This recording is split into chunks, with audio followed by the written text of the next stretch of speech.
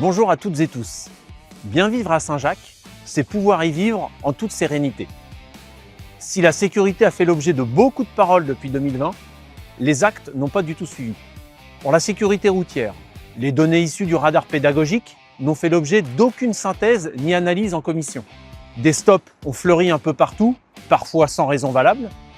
Des chicanes, installées depuis moins d'un an, rue du Bois-Tison par exemple, ont été retirées sans aucun dispositif alternatif pour faire ralentir les véhicules. Pour la sécurité des enfants, en 2020, il semblait primordial de déplacer l'entrée de l'école Jules Ferry, beaucoup trop dangereuse pour les enfants. Pour quelles raisons, nous n'avons pas compris. 6 ans après, rien n'a changé. Soit le problème n'existait pas, soit la majorité l'a finalement jugé secondaire. La vidéoprotection.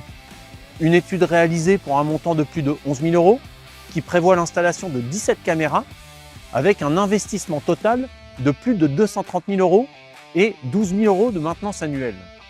Ce projet démesuré, sans justification valable pour Saint-Jacques, a finalement été mis aux oubliettes dans son intégralité, sans explication.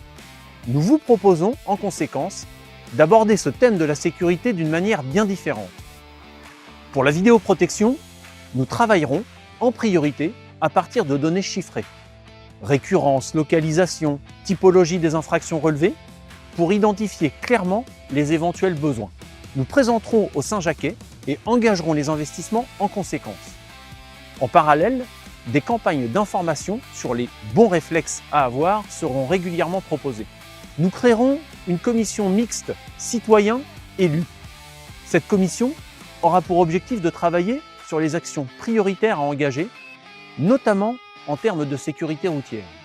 Nous nous appuierons notamment sur une campagne de mesure de vitesse sur les axes les plus empruntés dans le village. Nous engagerons une réflexion autour des accès aux écoles, afin d'en faire des espaces plus apaisés, y compris aux heures d'entrée et de sortie de classe.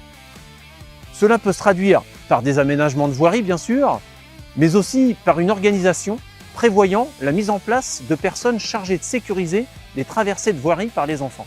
Et enfin, parce que le terme n'a jamais été prononcé en 6 ans, nous nous attacherons à la mise en place d'actions de prévention de la délinquance.